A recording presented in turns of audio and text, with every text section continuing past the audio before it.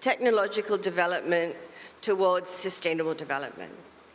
And from a lot of the sessions that we've already been at, you can see that we are not close to getting towards the SDG goals for 2030.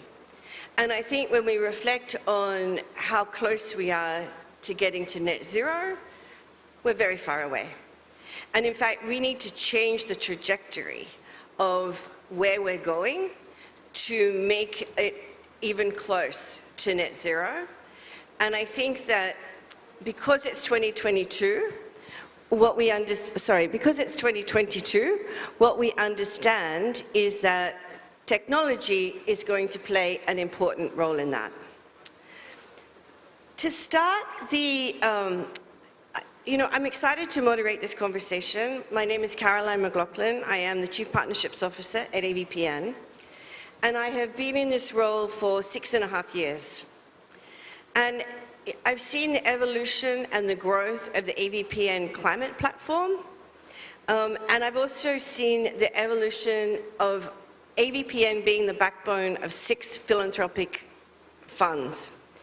And we're thrilled that we have a collaboration with Google, and Google has been the 2 of our funds, one a digital transformation fund in Korea, and the fund that was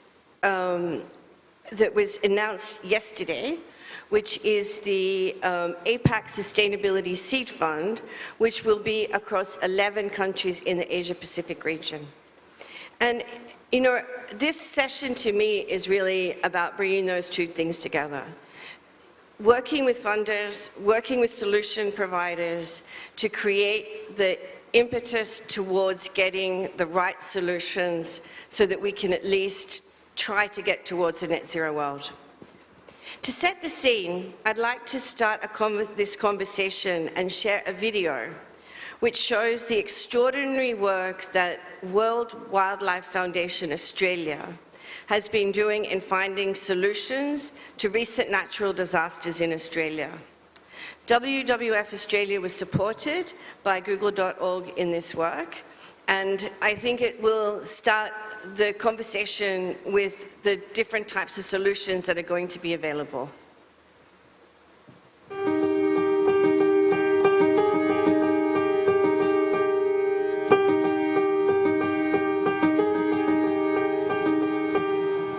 First thing you notice as you move through this part of Kangaroo Island is just the utter devastation. It's incredible, and it just gives you a bit of an idea of the intensity of the fires that really roared through this area in January earlier this year. WWF Australia is delighted to be working here on Kangaroo Island, and for species such as the Kangaroo Island dunnock, critically endangered species, a species we don't know very much about. Before the bushfires, there was estimated to be fewer than 500 Kangaroo Island dunnocks across its range on the island.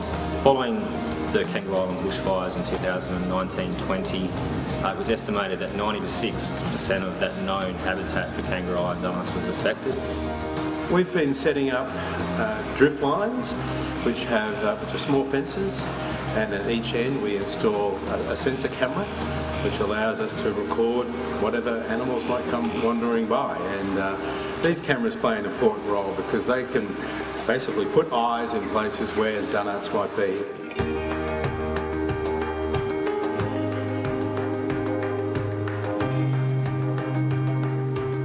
Only a small species, about the size of a mouse. They're very hard to find across a large landscape, so it allows us to put hundreds of pairs of eyes across this landscape.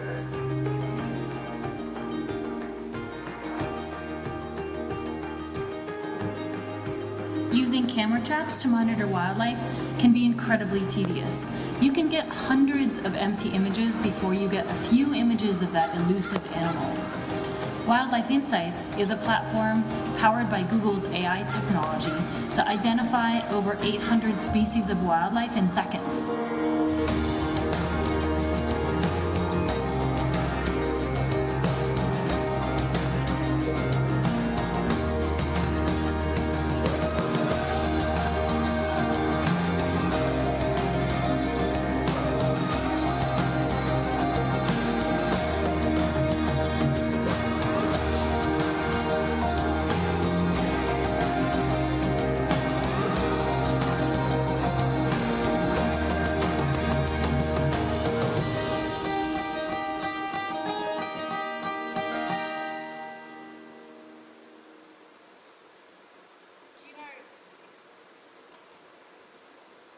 So people living in the Asia-Pacific region are 4 times more likely to face a natural disaster than those in the rest of the world. And this continues to be accelerated by climate change and pollution. And I think that what we just saw on the work of WWF Australia in the natural disasters that Australia has been facing is a great reflection of that. So I'm turning to my panel, all of whom bring kind of different perspectives from different stakeholder perspectives to this conversation. What I'd like to do is kind of introduce each of the panel, the panelists, and ask them to reflect on what their organization is doing in the Asia-Pacific region around this issue, and also kind of touch on the kind of solutions that they're looking at to tackle this problem. So if I start with Ryan Rahajo is the Public Affairs Head for Google Southeast Asia. Ryan, would you like to start the conversation? Sure. Thank you so much. First of all, I would like to extend my sincere gratitude to FAPN for hosting this important event, to our panelists and participants. Thank you so much for joining. I think all of us agree that there is no more important topic to discuss than the sustainability of our planet, right? And I feel very privileged actually in the past 2 days, been like listening to many incredible speakers and hear about the ideas and also like their thoughts about how they use technology and innovation to tackle like, you know, many external challenges, and one of them is sustainability. So when it comes to sustainability, at least from the Google side, we have been very focusing on this. Sustainability has been in our DNA, I would say. But then 2 years ago, our CEO announced our boldest and the most significant sustainability goals, which is for us to operate on 24/7 carbon-free energy in all our data centers and also like campuses worldwide. And operating on 24/7 carbon-free energy is actually more challenging than the traditional approach of matching, you know, the energy usage with the renewable sort of like energy, right? So, but we're trying to get this done by 2030. And how are we gonna get there? That will be like another question. So we have pretty much like 3 steps that we have been sort of like developing. The first one, of course, like leading at Google, because we think that we always need to start from ourselves, right? How we, for example, can operate more on sustainably ways. And that's why like in 2007, for example, we become carbon neutral entirely in all our operations. And then by 2017, we sort of like became the first company of our size to match the 100% of our electricity consumption, and we match them with renewable energy purchases. But then 3 years later, in 2020, we sort of like set a moonshot goal, which is like to operate on 24/7 carbon-free energy. And what it means is that by the end of the decade, we aim to deliver every search query that you click on Google search, for example, or every YouTube video that you watch on YouTube. We aim, for example, to make sure that we're not emitting carbon from this, right? So it's our responsibility, and I think we also believe that this is the best way to innovate, but also like to share best practices to others. So I'll stop there first. Brian, thank you so much. I mean, it's so interesting to kind of see the approach that a global organization like Google.org is taking to this issue.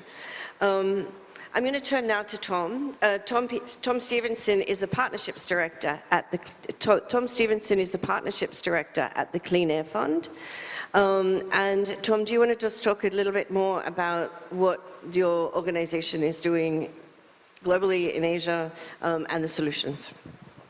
Thanks, Caroline. Yeah, so I'm Tom. I work for the Clean Air Fund. We are a grant maker, more specifically a re-granter. We are funded by a group of organizations who founded us in 2019 with $50 million of investment, which we are coming to the end of at the moment. We're renewing our grants with our grantees at the moment. We have 8 funders, and we are active currently in 5 countries.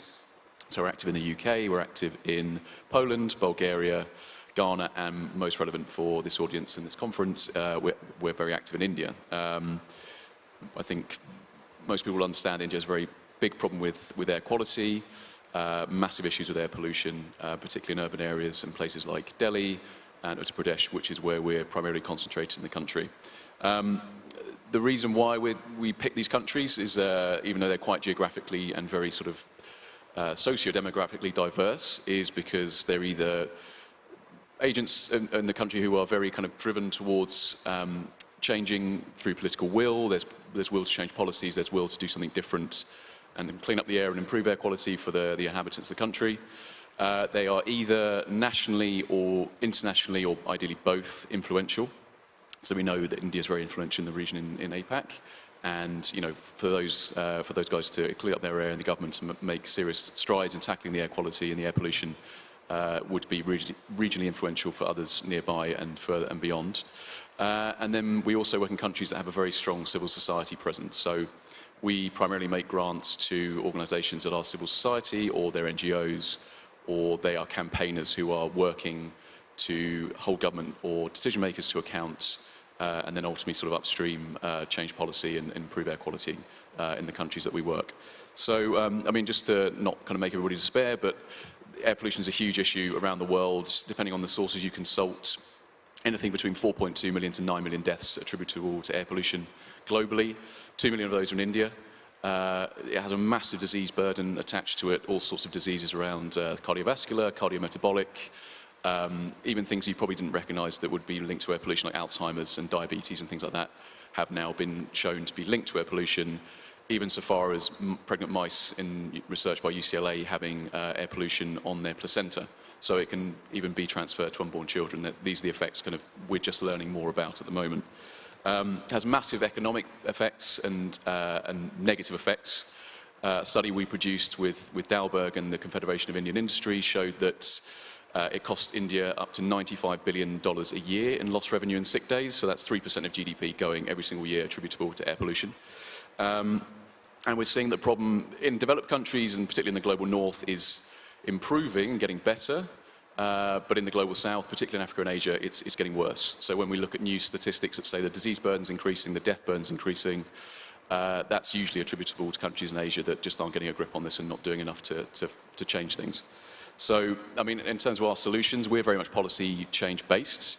So we have sort of three pillars where we work to change policy. So we get data, so kind of trying to attack the problem of air pollution can only be done if you know where it is, who it affects, what the concentrations are, where the emissions come from. So that's one of our base pillars, and that's where the tech aspect comes in for us. We're very keen on small sensors, cheap technology or cheaper technology than what would be for a reference grade monitor that captures more air pollution data, but can cost up to $150,000, which just isn't affordable. So our interest in tech is small, affordable sensors that capture local data that then can be used to support civil society campaigners. It can be used to support city leadership and local leadership and national governments to then understand what the concentrations, what the emissions are, who it affects the most, and then for those two to work together. So we like to work bottom up and top down because that's the way change is brought about.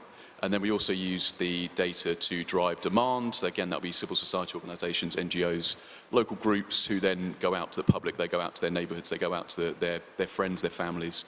They drive that demand, and then also then leads up to delivery, which is ultimately the end of air pollution. Ideally, policy change and things being done differently for the future. So hopefully that's a quick overview, and I'll pass back to Caroline. Great. Thanks, Tom. I think it's interesting to, we've heard from a funder, and we've heard from an intermediary dealing with a vertical of the challenge around clean air as a re-grantor. I'm going to turn to Stella. We also want to thank Stella because one of her colleagues was unfortunately called to the UK for a family emergency. So Stella is representing ADB and Anuj, but she has kind of come in to support us. So thank you very much. ADB, Asia Development Bank, Stella Tanzenko-Shapiro, is the Senior Financing Partnership Specialist with the ADB. And ADB is also the outreach partner for the Sustainability Seed Fund. So we're excited to have ADB's representation on the panel and to talk more about their work in the region and your kind of thoughts on where we need to go. Thank you very much. No difficult questions for me, please. I've not had advance warning. So we're very focused on the infrastructure financing gap, which we estimate is close to 500 billion a year. To put that in perspective, our operations, our annual lending tends to be in the $20 to $30 billion range. In 2021 alone, the amount we committed to climate finance was 4.7 billion, which sounds like a big number, but clearly not a big number, big enough number. In 2021, we announced a commitment to increase the bank's climate finance investments to 100 billion by 2030. That requires new partnerships, new co-financing, new ideas, smarter ways of doing things. So I really welcome this partnership that with Google support and catalyzing brilliant ideas, and much, much more needs to be done. So with our own capital, we work actively with co-financing partners, including the usual suspects, the development finance institutions. We tap global funds. We have donor pots of money in trust funds, which we use as sweeteners to encourage sovereign borrowers and private sector borrowers to think differently. Perhaps less roads and more schools, more skills development in important green areas, for example. So the sweeteners are critical to the work we do.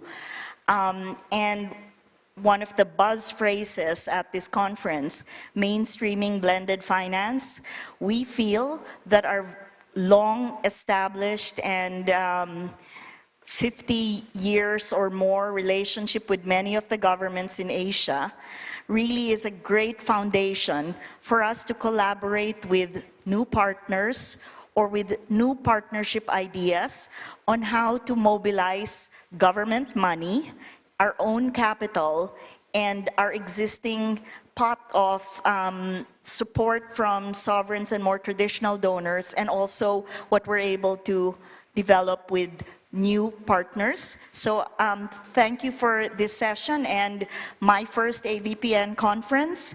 You are doing amazing, you're doing amazing work, but I will share a tip with you. I have met more of my targeted people I want to meet outside the ladies' room. There are surprisingly a very healthy number of women leaders here, so that's been an unexpected secret weapon. Thank you. Excellent. Well, now you know where to go. Or maybe for us. I think before I'd like to turn to our fourth panelist. And Feb brings the solution side. Feb is Febriati Pratama is the CEO of Gringo Foundation. And I know that a lot of you were at the plenary yesterday when we had the privilege of seeing a video from Feb around what Gringo does. And because we have an online audience that was not able to see that, if you just bear with us, we would like to play that video before I turn to Feb and ask more about the Gringo Foundation.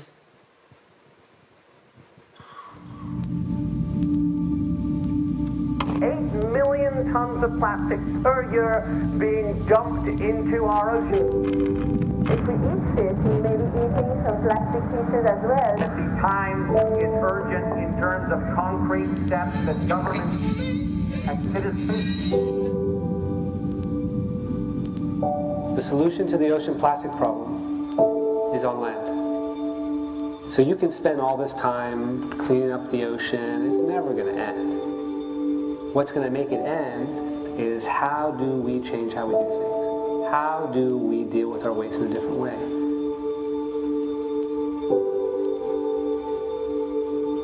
dari Banyuwangi, sudah 10 tahun ngangkut sampah di Bali. Tapi kalau ini nggak diambil, tambah banyak lagi, terus-terusan kayak gitu kan. Benar kita dengan kondisi kayak gini udah jenuh gitu. Tapi kita terus berusaha untuk masyarakat, biar lingkungannya bersih gitu aja. There are over 1 million independent waste workers across Indonesia. It's a really hard job, and they're doing it with like such limited resources. Half the island has no waste collection. If your waste isn't collected, people start burning their garbage or throwing it in the canal or river.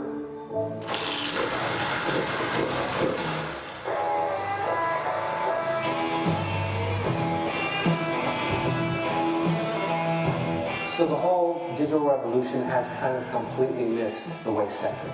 Today, almost everyone has a smartphone, which means we can now address this problem in ways we couldn't imagine just 5 years ago. We started doing these training with high school students, building data sets of the actual things in the waste to be able to quickly assess if you're going to one of these waste facilities to see what's there, what the value is. We collected all the images, then we transfer it to the Google Cloud platform. From there, we can separate it in data sets, and we train till we have the good model. We first heard about the Google AI Impact Challenge through social media. We want to be a trash tech company, we went, oh, use AI. Discovering AutoML, looking at TensorFlow. The big benefit of working with Google.org has been this connection with mentors. The last month and a half, we've done more tech development than we've ever done before. With this app, the waste collectors will have a map of their customers, so we'll know where the customers are and when they need to collect. They'll be able to receive payments for their service from their customers, and then they'll also be able to track what they've collected and what in the waste is recycled and know what value they'll get out of it. You're helping the collectors work better, do better, be more productive.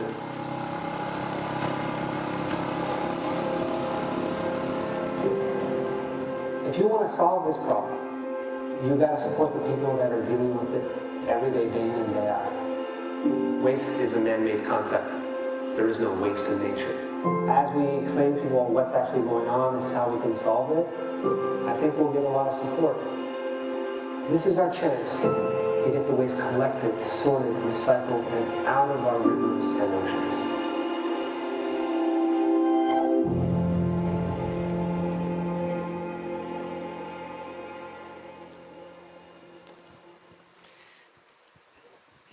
It's one of my favorite videos. Feb, I think, you know, we talked at lunch, and I think one of the things that I really, kind of watching the video again, it would be so interesting to understand how you're using data to really prove to investors that, you know, you are making an impact in Bali, in Indonesia, and why this technology can be actually used in other countries. Yes, thank you, Caroline. So my name is Febriadi, but people call me Feb because Febriadi is just too complicated. So yeah, that's me. And I guess so. We're always we started in 2015. Back then, we understand when we tried to focus on waste management. One of the key issue was data. There was no data available whatsoever. We went to the government, we went to the local government, the city government and stuff. There was no data available for us to actually see what's going on the ground. So from then on, we basically mapped out the entire city in Denpasar. We looked at what's going on. We track even some of the dump trucks in Denpasar. And from there, we understand much more about what's going on. We presented that to the office, to the local government, and we told them, look, there are a lot of things happening. This is why your city is dirty, because there are places where they don't have any facility at all. And from there, we understand that data is very important. That's why we're trying to create, we're trying to create tools with digitals. So again, I'm trying to back a little bit. So when you see the video, my co-founder was there, but in 2020, he had to step back because of family issues, so I stepped in as a CEO. I was a CTO back then, so I'm very, very technical. I'm trying not to be technical though here. So It's very hard for me sometimes.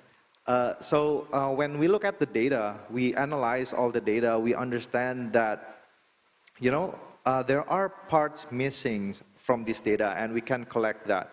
So in 2020, we tried to see from a larger point of view where we can add up to the data that we already have, and adding certain points. For example, like when we look at the map of the waste collectors and how they're going, we can actually calculate how much carbon is emitting from what they're doing. From there, we basically can create a more efficient routes so they emit less carbon. So, we can tap into those kind of things with data if we understand it. So I guess this is one of the things as well why when we go in, we talk with the local government, and then we talk also with the grassroots, with the waste collectors. We give them the understanding about, look, you help us gather all this data, we help you make a better living. That kind of relationship is one of the key area that we are doing in the first step of what we do. So yes, we started in Bali, but now we have some operations in Java, across Java, as well as in Makassar. And I mean, in 2019, we got a support from Google.org, and it helps us to scale our technology, our people, the team, and expertise as well. And I hope that answers the questions. No, absolutely. And I think this morning I was moderating a panel on making collaboratives work. And I think it's so interesting to kind of hear about the work that all four panelists are doing to solve for this issue. Because I think partnerships and collaborations are so key. And one of the panelists from CIF in the morning, I mean, he made the comment that the problem is so big that we have no choice but to collaborate. So I want to turn to the panelists and talk about this idea of what does cross-sector collaboration look like, and could talk about how they're bringing in different expertise into their partnerships in order to be more effective and impactful in their work. Maybe Tom, I'll start with, actually, I'm going to start with Stella because you're a partnership specialist. So as a development bank, I think it's very easy to view ADB as a potential grant source. But the reality of our own sustainability is a lot of what we do is make heavily concessional lending with a component of grants for catalytic or probably for the hardest positioned member countries. So we are primarily a lender, and any catalytic capital provided by our sovereign donors, more traditional sovereign donors, or new, we call them non-traditional donors, but philanthropies, etc. We use those as sweeteners to encourage governments to say, instead of another bridge or another road, let's look at the economic value of more schools, the softer side of investing and what's the economic return on that. So I came to ADB relatively late in my career. I came from investment banking, and I have to say for a little bit, I wasn't sure I belonged at a development bank because there are very set ways of doing things, and thankfully, because the climate change problem requires more collaboration, innovation, and blue sky thinking, there has been space for pushing the envelope and encouraging internally that new partnerships make sense. So for new partnerships, for new partners, when we reach out, the first thing we do is we do homework, very basic. But it is amazing how you can look at a foundation as one of the 5 largest foundations and just show up and say, I'm ADB, this is what I've done for the last, this is what we've done for the last 50 years, and expect you to fall in love with us. It doesn't happen. So we have to find specific programs you've done. I won't name the party I'm talking about, but you know, the message we took to them is, you have funded these range of NGOs for the last 8 years in this sector where we overlap.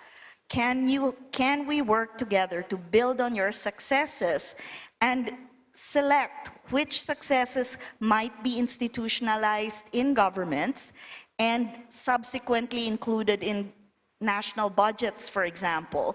So the sustainability model also for the philanthropy, in addition to scale, the sustainability model for the philanthropy is different because then they can focus on other countries. So we have to work on our messaging, our narrative. We have to eat humble pie and accept that people don't necessarily fall in love with us anymore. So we have to work harder. The last thing, strategically, is again to do your homework, to match partners, potential partners, to where there are needs. If these are partners who want to be able to report in a year and a half, this is how the money was spent and this is the impact, there are specific things you can fund in our work program. If you're a partner who measures impact based on how many kids have graduated over a 8-year program, you have a longer term time frame, then there are other programs. So a lot depends on getting to know each other and then matching. I think that's a good summary. An excellent summary. And I think, Tom, it's interesting if you can talk maybe to the two things. One is collaboration with a group of funders, as well as which of the stakeholders on the ground do you have to collaborate with? Because I think as an intermediary, it's quite interesting because you're kind of looking up as well as looking down.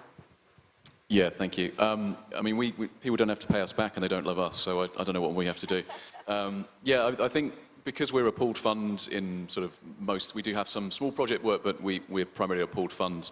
You know, if those funders hadn't come together to fund us, we wouldn't exist. So by those funders coming together to tackle what they knew was a massive problem, like Caroline was saying, from the discussion this morning, the collaboration discussion, if we don't work together or we don't get enough collaborations, these are problems that are too big to solve, you know, amongst a handful of people, a handful of actors. So by working with those funders, by agreeing together to pool their funding, and I should say that they're quite a diverse group. We've got funders who are interested in climate and climate change. We've got funders who are interested in health and, you know, the impacts of air pollution on health.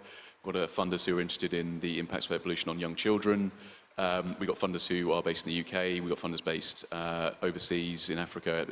Pretty much, you know, everyone's got some sort of different interest, but they've agreed to come together to fund the work and to almost see how it goes, really. I think the idea was to pull this funding for 3 years and see what the results will be. And I think they're happy with us, so hopefully there will be at least 4 more years, and then we can take it from there and you know, do more in the future. But one thing that's also helped us do is learn about what our impact looks like. So I think when we started out, we were very much keen on getting money out the door, kind of trying to shift policy as quickly as possible in our target geographies and work with as many actors who we thought were going to be effective as possible.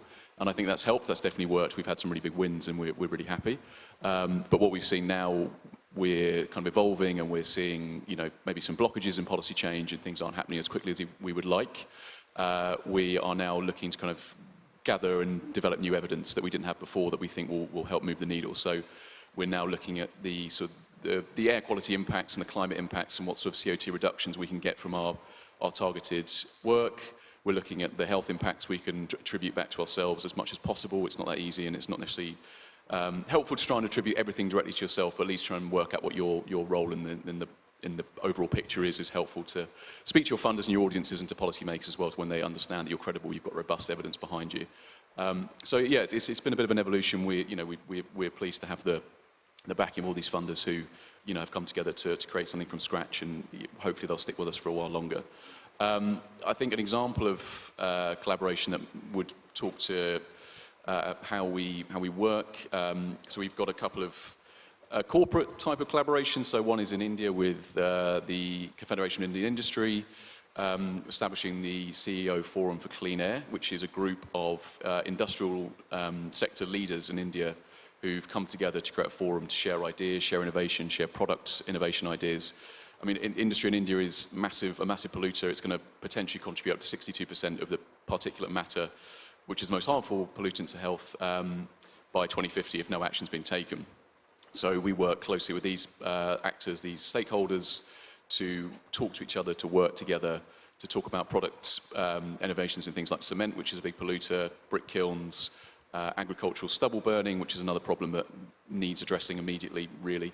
And, you know, talking about how to do things in a pilot process, so buying up a piece of land in certain states in India to trial biomass co-firing, which is using the stubble burning, the would-be stubble burning, but not burning it, turning it into biomass, using it in coal plants, which then reduces the pollution attributable to coal plants. So as much as we want these things shut down, if we can make progress before they're shut down, then that's a good sign.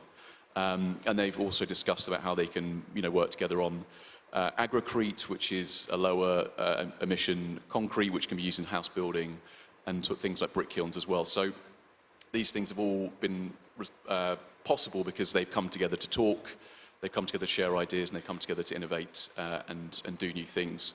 And that's also led to the creation of the Alliance for Clean Air, which is hosted by World Economic Forum, and that's 10 big multinational companies who've committed, including our colleagues at Google, who've committed to measuring the air pollution footprint in their operations and their supply chain. So supply chain air pollution is about 60% of CO2 emissions globally, so it's huge and it needs addressing immediately. And that's another base that's cascaded down from the work in India originally, and it's something we're hoping will expand to 100 companies by 2026. So yeah, lots going on. No, I mean, that's excellent. And I think that kind of talking about the confluence of philanthropic funding, financial support, the support from corporates, from financial and non-financial resources is so important when you're talking about collaboratives. In fact, when you think about who are the most important partners that you've been working with in Indonesia for your work, can you just give us a flavor for, you know, which sectors they've come from and whether some have been more surprising than others about their importance? Okay, so we always partner up with a lot of organizations. Even from the day one, our mindset is always, because we are a tech company, we cannot do this alone. We always need someone in the local or on the ground that actually help us. So we always partner up with different local NGOs, local government as well. For the government itself, we always ask permission, at least, you know, in Indonesian term, it's a permission to actually run in their area. So we have the flexibility of doing things, research and development, and talk with a lot of people on the ground. And for the NGOs, they help us with the knowledge, with the local knowledge, with the resourcing for the people, and also a team that help us on the ground. So also, like with the support, for sure, we started before 2019. We were just 4-6 people, and 2019 we got supported by Google. We can do AI now. We can do ML AI now. We have 19 people on the team. In the team, and it's been really great for sure. I mean, it just accelerates us, not just in terms of the fun, but also just in terms of the product, in terms of the knowledge, a sheer knowledge that you can get. And then yeah, I mean, you know, we also understand that there are a lot, again, like I said, there are a lot of initiatives, there are a lot of movement that's already going on the ground. So we tap into these communities, different type of communities. We see what's going on, what they do, and how we can actually leverage them using digital technology. So this is why when in the first part I said about the data gathering part, the data collection part is very crucial, because once we can tap into 3 or 4 or 5 different organizations that does different things, the amount of data that you can get, it's enormous. It's amazing how you can see those data actually complementary within each other. And you can see like now we are working with different SMEs as well to actually leverage the ESG compliance part to help them to understand more about how doing things in more sustainable ways. Also to help them to create an ESG compliance within their small SMEs. But also we are working together with different, I guess, consultant for mapping out the metrics of, how can things be better in a more sustainable way. And for the corporates, for sure, we understand as well there's a need for the corporates to actually being able to tap into projects on the ground, and that's where we come in. We usually go to corporates and talk to them and look, if you want to do something, if you want to do a project in sustainability, we can help you. We have some metrics. Yeah. This is what you can do. This is the stakeholders that we can give you, and we can just give you the report that, you just tell us what you need, the goal, and then how you want to do it. And we'll basically create a metrics that will customize to their needs. But again, we're trying to build this in a more tailored way, so it still can, because when we're talking about sustainability, sometimes it's very confusing for a lot of people, right?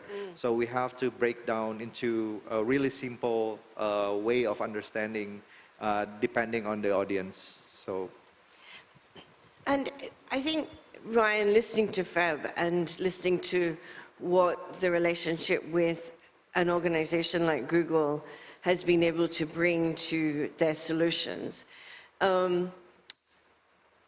everyone must come to Google and say, can we partner with you? Can we, how do, I suppose from your perspective, in Southeast Asia, how do you think about what is going to make the most impact in sustainability with Google and Google.org? I think maybe if you could just talk about some of that thinking, because it must be quite challenging.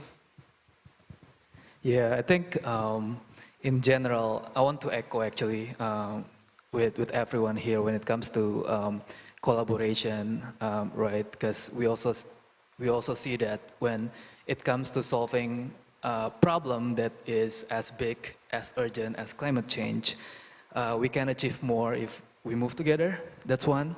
And of course, like everyone has a role to play, right? Governments, they can set like strong national ambitions to private companies like Google, for example, embedding sustainability into every aspect of our business. And of course, like all of us, right, here committing to live in a more sustainable way, for example. And I touch a bit about minimizing emissions, leading from Google's side in the beginning of my speech. And of course, like minimizing emission is vital, but the impact will be even bigger if we enable others to do the same. And this is why, from Google's side, we are committed to supporting everyone from local governments to businesses to non-profits, communities, on how to use technology to create a more sustainable world. For local governments, for example, I just like trying to deep dive a bit here. We have a tool that we create in partnership with the Global Covenant of Mayors on Climate Change. We call it Environmental Insight Explorers. So this tool is pretty much designed to provide actionable insights to inform government how to create smarter policy making, and also like to accelerate mitigation and adaptation measures when it comes to fight against climate change. In fact, like 3 months ago, we just launched this Environmental Insights Data Explorer in Lombok, 45 minutes from Bali, another island that probably you can visit as well after this, hopefully. And the government is using like the EIE data, the Environmental Insight Explorer data, to track the emissions. And then when it comes to nonprofits, of course, Sustainability Seed Fund is actually one of the implementation of that commitments as well, right? So I guess we're trying to bring the best of Google here to help solve some of the external environmental challenges that we see every day. And I guess the most important thing here is more on how that, the commitment is there, but then there also needs to be an action, right? Especially from all like these key stakeholders so that we can achieve like a carbon-free future. So I think that is the thing that is the most important here is actually action from everyone. No, thank you so much. And I think that, we'd like to kind of move at this point in the panel to around addressing the challenges, because you're all doing great work, and I think Stella did talk to some of the challenges of going into an organization and saying, hey, it's your lucky day, ADB's here, and them going, and I think that, particularly as we start to, when I kind of talked in the beginning about to get to net zero, we have to change the trajectory. And in changing the trajectory, we have to find solutions that we can accelerate and we can scale and leverage and all those buzzwords that we love to use, but actually are hard to do in practice. So I think that I'd like to kind of talk, and maybe Feb, you can kick us off because you're like right there on the ground as an impact organization. What are some of the challenges around plastic pollution in it? I mean, we've heard the great bits. So what have been some of the challenges and what can we potentially learn from those challenges? Challenges. So when you're working on the ground with the grassroots communities, and one of the key challenges is to basically make them understand what you are doing. That's so hard. Even not only that, even with the government, we have to, to make them understand that what we are doing can create a benefit for them as well. It was very hard. Now, less difficult, but still challenging. But I guess some of the challenges is to create those relationships that we have to build. So we started off when we started off here in Bali. We spent 3-4 months to actually go into the ground. I mean, go on the ground and then talk to the waste collectors one by one, meet them almost every day, engage with them, talk to them, and create this bond of trust where, look, we want to make your work better. We want to help you make your life better. So can you help us? Those kind of trust or bond can be made once you have this relationship for quite a number of time. So that was one of the challenge. Also to train them. I mean, training them probably took us a week. So it's not bad. It's not bad. But building those relationships is always the hardest part. And also when we started this, also the challenges is always about awareness. When we're talking about sustainability, it comes back to how big of an awareness that your audience is already have. And this was our challenge, and it has been, it still is at the moment. So we're starting to, we're always trying to invent, or not invent, but at least to be creative on how we can actually deliver the message. Like some people don't really like the word incentivized, but for some communities, for some people, it works. For us, whatever works, let's try it out. That's the entry point of how we can actually create this relationship with people. And once we're there, then we can start to give them more advanced knowledge. So I guess it's also one of the challenges. So were you surprised, given the extent of the challenge of plastics in the ocean and plastics in the canals, and that some waste pickers were not interested? Not really. So I guess nowadays, when you're talking about plastics, the demand already there. So again, I'm trying to go back a few years back, 5 years back, 7 years back, when the problem of plastic isn't really that big yet. So the demand wasn't there. So you can still see plastic bottles around the area. Nowadays, you hardly find any plastic bottles around because people started to understand, the waste pickers started to understand that this is valuable and it creates, there's a market already for it. So what we saw, what we see now is the changes that when we started in 2015, started building this campaign, creating this value chain and everything, the market wasn't there yet. But after a few years, we see there are a lot of awareness campaigns about plastic and everything. And also there are some changes in the policy of Indonesia where plastic becomes something that needs to be solved. It creates a demand, it creates a market for it. So that when we see a lot of behavioral change on the grassroots level. And yeah, it's... So I think it's interesting, Tom, sir, from your perspective, what we were just talking about with behavioral change, with what is the trigger that is going to make people think differently about an issue. Maybe you can talk a little bit to the Clean Air Fund and the challenges that you have in working with beneficiaries and governments on fixing clean air or giving us clean air. Many challenges.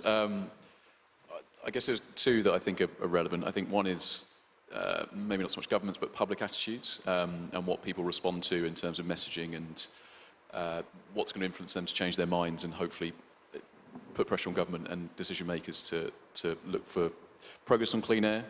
And then I'd say another one is implementing policies. Sometimes they're on the table, but they're just not being put into place, or they're just not on the table full stop. So how do you move the needle and make sure that happens?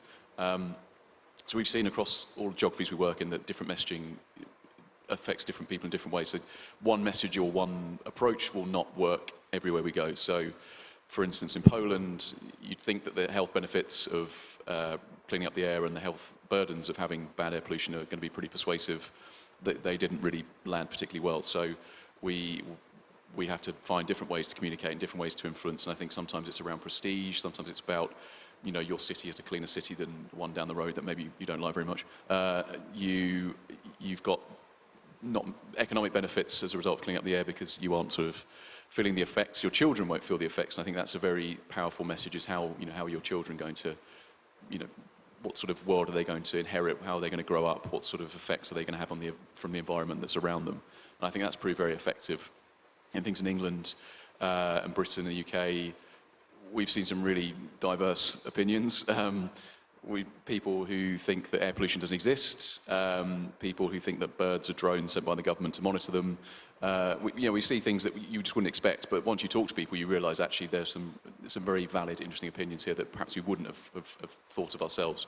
So we do a lot of work with agencies that go out and really kind of get people's opinions and talk to them and get in-depth thoughts on why they feel the way they do, what they think about what they think. And I think it's really important at the moment because we've got quite a lot of polarisation back home and in the UK where left and right really just don't see eye to eye on anything.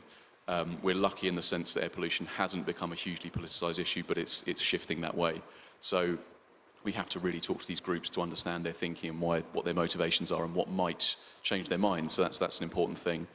I think on the policy side of things, I mean, there are some really ambitious policies out there that just aren't happening. So like India, the National Clean Air Programme is a nationally mandated government policy which started in 2019. The idea is to make a reduction of around about a third in particulate matter, or the really small particulate matter of 2.5 microns, which is tiny compared to the width of a human hair. That's ambitious, and that's a really strong step in the right direction because there's so much PM2.5 in the atmosphere, and it's incredibly bad for human health and the climate. But what we've seen from looking and talking to cities and regions and municipalities and things like that, because the responsibility is cascaded down to these people to implement at the local level. they maybe don't have the capacity, they maybe don't have the know-how, they maybe have been given a target that's just unachievable and no sort of resource to really get to the point where they need to be. So we want to work with these communities, we want to work with these cities, we want to work with these leaders to effectively uplift capacity build, technical assistance, work with them to talk to the government to make sure that they're being given targets that are actually reachable and realistic, and then ultimately kind of make sure that these policies are implemented. So it's a tricky one, but there's the momentum is out there, the will is out there. It's basically a case of making sure it happens and putting the right building blocks in place to kind of shift upwards and make things happen. I mean, I think it brings up a very important point around public policy. And the first time I ever heard about it was we had a presentation by a group that does cool roofs in Delhi. And our first recommendation was that the government mandates it. And they said, oh, no, the government mandated it ages ago. It's just that no one actually does anything about it. And I think that, I know, Ryan, public policy is dear to your heart as you run public policy. But I think that whole, the challenge, that what we're just discussing here is that as difficult as it is, government is such a critical partner to scaling these solutions, to ensuring that these solutions work. So maybe you can just talk a bit to, how you're seeing the public policy piece around these solutions. Yeah, I'm glad that some local governments actually, at least the ones that I have been interacting with, are putting sustainability in their mind already. I mentioned about Lombok government. 3 months ago, we worked with them, and then FAB is working with the local government in Bali as well. And I know that,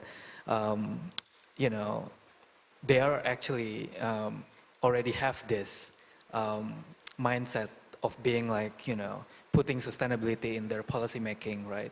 But I guess when it comes to public policies and then link it to sustainability, I feel that we need to support public policies that could strengthen the global climate action efforts through the Paris Agreement, for example, making sure that more governments are actually committed to it, right?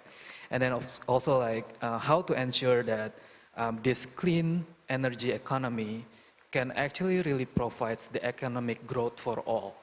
And the most important thing, how to make sure that no one actually leaves behind in the transition, right? And of course also like I think the private sectors can play a role in terms of empowering consumers to speed up the acceleration, transition to like a more, clean energy, for example. And there's also a discussion that we need to think more about like how best to accelerate the generation of new low carbon technologies. For example, including harnessing artificial intelligence, machine learning for the future. And I'm glad that, FAB here and Tom have been using AI and technology here to tackle like environmental challenges, right? So I hope that more communities, non-profits can also like, use technology for good. And I hope like those 4 points when it comes to public policies will need to be sort of like committed by the local government. No, absolutely. And I think that, what AVPN is trying to do with the support of Google.org around the Sustainability Seed Fund is exactly that. We're trying to find the gringos. Well, maybe gringo can do in other countries, but we're trying to find the gringos in in the Asia-Pacific region. Before I go to the audience, and hopefully, if you have solutions that you are funding or that you're implementing, we would love to have the opportunity for you to share. Before I do that, I just want to turn to Stella, because I think that it's interesting. Tom talked about soft power, or he talked about the importance of, for example, research into people's attitudes towards clean air. I think, both Ryan and Feb talked to the importance of private public partnerships. And, just to get your thoughts before we go to the audience around, what we might be able to do more to combine those two, convince governments about soft power. I wanted to just, for people that are not so familiar with how we work, I had mentioned earlier, we work with donors to raise catalytic funding, which we then hopefully channel to the gaps we see. So for example, we have several blended financing initiatives where we have specific, relatively large funding from sovereign donors to encourage, to crowd in private sector, to enable longer term financing to complement public investment. So that's, we have that. We have a trust fund specifically set up to encourage and enable public-private partnerships to happen. We have donor funding, and we can always use more. So we're looking for alignment, but we have donor funding that can fund strategic research. For example, domestic resource mobilization is an important issue now, especially as countries become more, pandemic aside, especially as countries in Asia become more prosperous.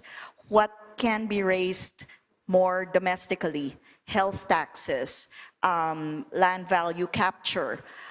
So there are innovative ideas where, or even the, as mentioned earlier, in some examples, the economic value of certain investments. So that's research we can fund. We can fund and I'm not saying we're dripping with money. These are things we do to fill gaps. We fund pilots. We also fund strategies for scaling up successful pilots. So the power of being able to amplify the impact of your giving through our sovereign lending or our private sector lending, I really don't want to underestimate, because it's huge numbers. So if we're talking, for example, I'm talking to a potential grant maker now for potentially a $2 million program for project preparation for floating solar in a developing Asian country that is looking at investing $100 million if the economics look right. That's very powerful leverage. And not just our forward-looking lending, but the fact in many of these countries, we've had these dialogues and trusted advisor status for, hopefully for decades. So that's, that's something we can capitalize on. Lastly, in terms of policy, we've also evolved as a lender, happily. So we've made some very dynamic new lending modalities, which may not be obvious to people who still view us as traditional infrastructure lenders. For example, we have policy-based lending, very similar to World Bank and other development banks. So it's based, so the highly concessional lending we are able to provide, which can be 15, 20, 25 or more year-long financing at highly concessional rates, that's very valuable to countries. So if you tie it to a policy reform agenda that is researched, and then you do and then you design your policy-based loan, or a relatively newer modality. We have results-based lending. So again, it's based on evidence to design the disbursement-linked indicators, which have to be met before the loan can, the loan in tranches can be dispersed. So we're evolving too in terms of how we lend, and so the catalytic money, I would argue, as a partnership resource mobilization specialist, is very, very well spent in terms of leverage, scaling up, crowding in the private sector, many of the themes here, and de-risking new technology, new partnerships. I mean, we have you can find me after this. I'm happy to connect you with the right people at ADB, but really, trying to provide solutions where we see gaps. I love the idea of de-risking the technology. So once we've got the solutions, we can get some funding to de-risk the technology. I'm hoping that we have microphones. Yes, we do. Perfect. So can I just ask if there are any people that would like to talk a little bit about some of the work that they're doing in the solution space? And particularly if there is technology or technological solutions involved, because we would love to hear about it. And if there's any questions from the online audience, please put them onto the swap card and we can have a look at them. I'm actually looking at Ashtonaz. Would you like to talk? Okay, perfect. Can we just, if you just introduce yourself and organization, that would be great. Hoping you wouldn't be looking. Thank you, Caroline, and it's such an interesting panel. I'm sorry I was a little late. I'm Michael Adams, Ocean Assets Institute. In fact, Stella, you may or may not be aware, but ADB just announced late January support of our initiative called Blue Impact, SME Blue Impact Asia. So we're using technology to some extent, digital technologies to identify and improve the readiness and then financing from private capital, small and medium, really small projects, small enterprises across ADB's developing member nations, 29 of which touch on the ocean, have ocean issues. And this is all part of the Healthy Ocean Action Plan. So we're grateful for your support. In fact, it's ADB and UNDP and UNEP. So I'm on the resource mobilization side of oceans, and then it's deployed. So, but I'd love to hear more. Yes, good. All right. Well, I'll buy you a tropical drink tonight to make sure that happens. And we are using technology, but it's very relationship-based too. Nobody's going to click on a project and send $500,000 to an aquaculture project here in Indonesia. So it is relationships working with the technology that enables us to aggregate all these very small projects which otherwise are not worth anybody's time, I mean anybody in private capital markets, to perform due diligence on, particularly when you get into remote Pacific Island countries. So it's a lot of very special problems that are now going to see the light of day because of technology. And one of them that we are hoping to work where we can get up to scale and have some attention from you is in the seaweed space. So seaweed is a commodity that's completely fragmented, all smallholders. There's nothing big going on, but it's a very big growth area and needs blockchain technology really is a very promising solution. Because the farmers are permanently indebted basically to the traders and middlemen. And it's a fairly complex process of connections that makes that industry work, but it's not to the advantage of the producers. They really don't have any negotiating power, and nor do the big buyers have transparency and traceability. So all the things that can happen there are going to be accelerated and made possible by blockchain technology. We're working with some companies here in Indonesia specifically for that sector and may create a seaweed bank, for instance, with some catalytic funding from ADB. So that's happening right now. Watch this space. Thank you, Caroline, Stella, everybody on the panel. I can tell you more later if you like. It was really interesting to kind of go from clean air to seaweed. We're covering the whole spectrum. Is there anyone else? Yes, please.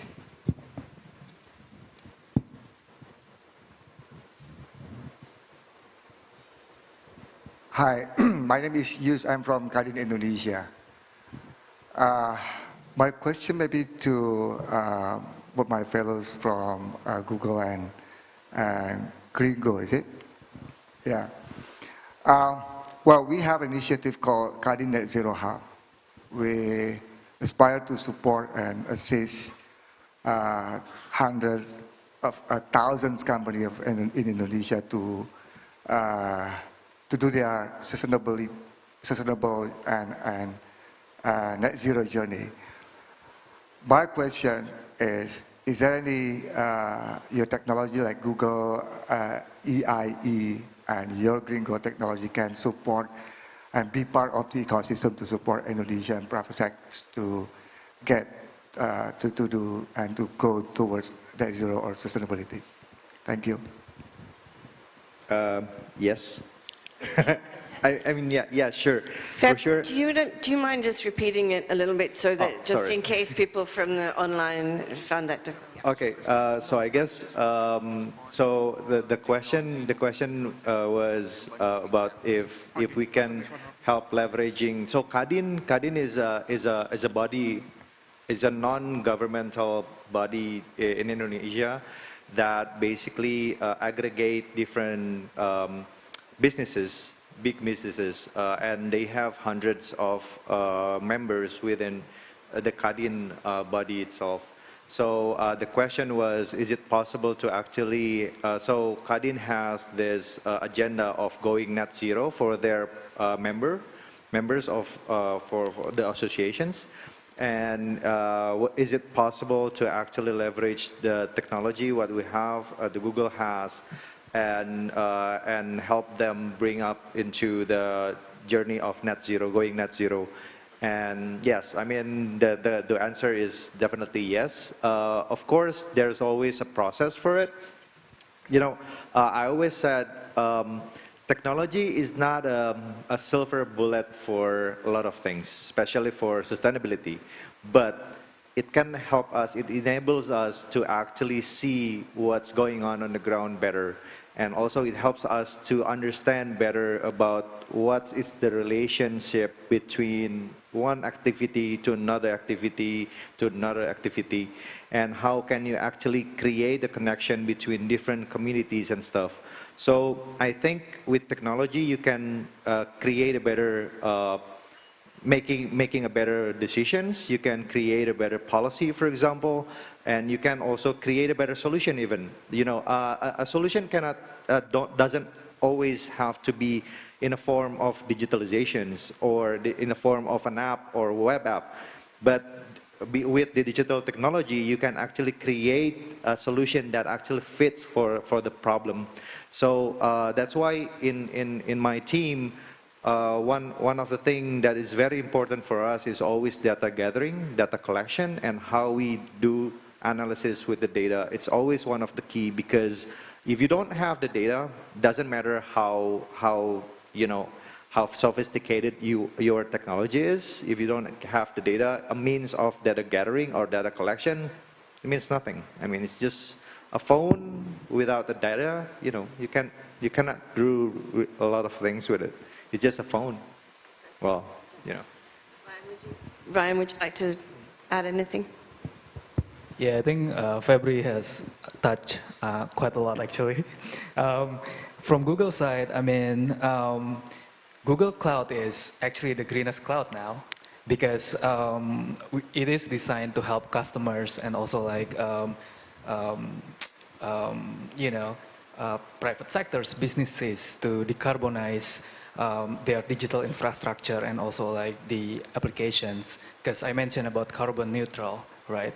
And then like our infrastructure, computing infrastructure using 100% renewable energy. So that way, using cloud, you're being like, you know, supporting the sustainability efforts. But of course, another angle is also like about the sustainability seed fund that we've been discussing about here. There are products that Google create that we put sustainability at everything we do. If you wanna, for example, check the most friendly route on Google Maps to go from point A to point B, you can see like, you know, the greenest option, for example. Or even like if you wanna search the greener flights on Google search before coming to Bali, you can even like check that.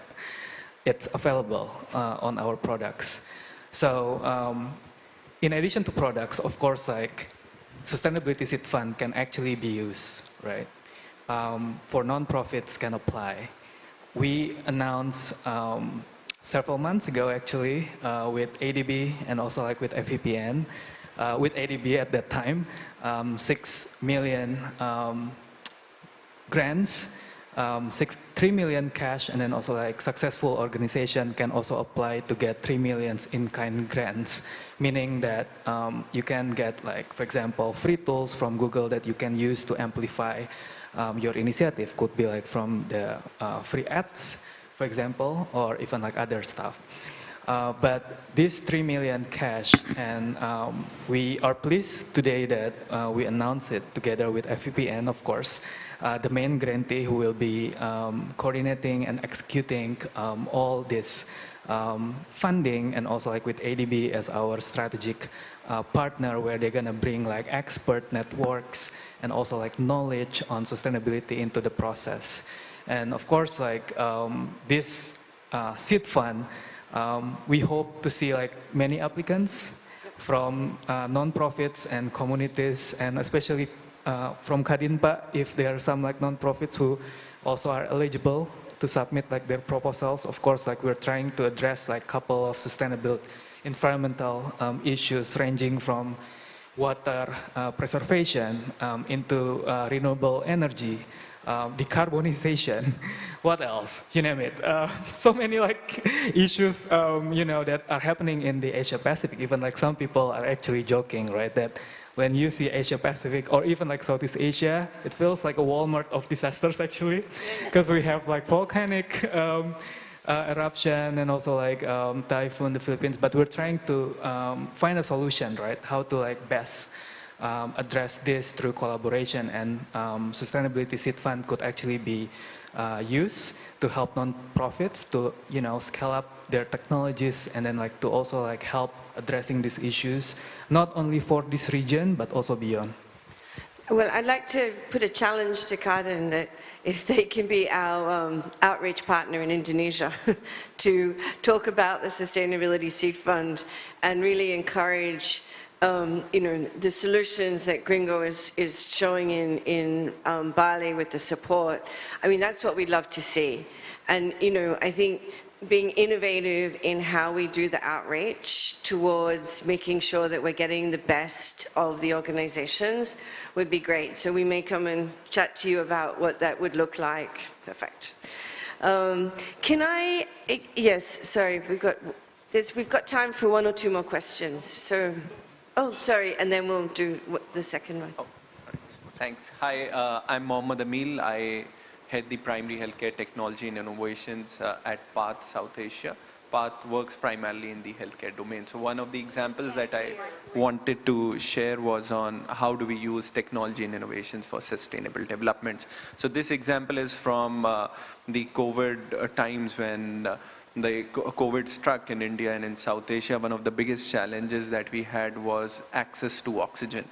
And the demand was very high and supply chains were very hit back. And one of the things that we were supporting healthcare facilities was to install their own oxygen generation plants in their hospitals, making them self-sustainable for oxygen.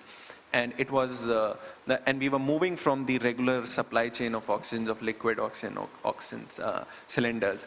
And thanks to Google.org, Maria is here, and Ryan, thanks. They were funding us one of the biggest initiatives that we did. One challenge still was persistent was high energy requirements of these oxygen plants in the hospitals. So then we came up with solarizing these oxygen plants, which means you are actually using the energy from the environment and not the grid one. So you're actually producing oxygen virtually for free because you don't need anything else now. And this initiative, we think,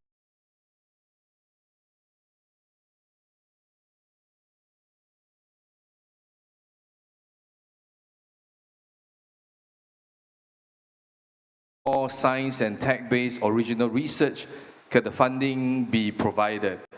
Related to this is a question for Ryan. Recently, there is a case about AI is sentience and the Lambda project. Make a comment on that. Thank you. So I'm going to ask Ryan to comment last, and then maybe Tom, if you can think about the funding for like new technologies. So would you like to kind of do the first one, and then we'll end on how philanthropy is going to make a huge difference? Yeah, I mean, from Google's side, we've been also designing some key AI principles, right? This is pretty much to guide our work and also like to guide the development and the deployment of AI system. And some key principles, for example, that I can mention, and I hope that many will also like take this into consideration as well, that we've been advocating when it comes to AI, it needs to be socially beneficial. It means that, you know, the overall benefits of AI needs to be sort of like substantially exceed the foreseeable risks, right? And also like for the AI to be built and tested for safety. Again, this is to avoid unintended result that can create risks in the future. Also for AI to avoid unfair bias. Yeah. This is also important, or unjust impacts that can, you know, happen on people, especially those related to race, gender, you know, ethnicity, and also like for AI to be accountable to people. It means that when there needs to be opportunities for feedback, right? Especially if you know, there is like such an error, for example, and there's also like human direction that is needed to be involved in there, and also of course like for AI to incorporate privacy principles, and this is like to give opportunity for notice and consent, and also like, you know, to provide like appropriate transparency. So this kind of AI key principles that we've been sort of like sharing to our partners, startups, and also like all external audience. So then when they design AI, they really see like this key AI principle. So they develop AI responsibly, and we also like doing it internally for our own team. No, absolutely, and actually, it's a great segue into my final question, which is around the future, and I suspect AI is going to be part of it. And Tom, I haven't forgotten, because you're going to talk about the future and philanthropy funding. No, I think that what I would love to do is. I mean, I think, first of all, thank Google, because we were able to have this amazing partnership, our second partnership with them. They're supporting the Sustainability Seed Fund. I think we've talked about exciting solutions, and I would recommend that you go onto the site, that you look at kind of who and what the fund is looking to support, and encourage your network to think about, you know, how can we make this, how can we apply, and how can we kind of get the funding, because we're looking to get as many beneficiaries as possible, and impact as many beneficiaries as possible. So on that kind of note, I think maybe just some final thoughts on the future. And, you know, how optimistic you are that we're going to change this trajectory with these new technological solutions. It's a bit of a leading question, I get that, because hopefully positive, but just to kind of reflect on the panel and reflect on the kind of the future. Tom, do you want to start and talk about your next phase of funding for? Yeah, sure. I haven't got it yet, so fingers crossed. Yes, but so the question just came in. There's a methane satellite going up in October that Audacious, if anybody's in the room, giving you a plug, funded last year. It's going up in October, I think, because that's going to map global methane, and that's not ever been done before. So that's a philanthropic investment in sort of new cutting-edge technology. Am I optimistic? Yeah, on the whole. Some days not so much, but I think when I come into a room and I speak to people who are also optimistic and they're very solution focused and see good things happening, then that definitely kind of raises my spirits, and I think makes me a lot more hopeful. So yes, I would say on balance I am optimistic. I think there's a lot to do, but I think it can be done. I suppose in terms of tech, I'd love to see for what we do in the air pollution space, more small sensors, more data being captured. I can see the clock's ticking down, and kind of expanding that to lots of places around the world, particularly places where there are so many inequitable outcomes, like places where the poorest people or those who are most vulnerable are suffering the most from air pollution, its burden. So I'd love to see tech and data help us alleviate those burdens and do more.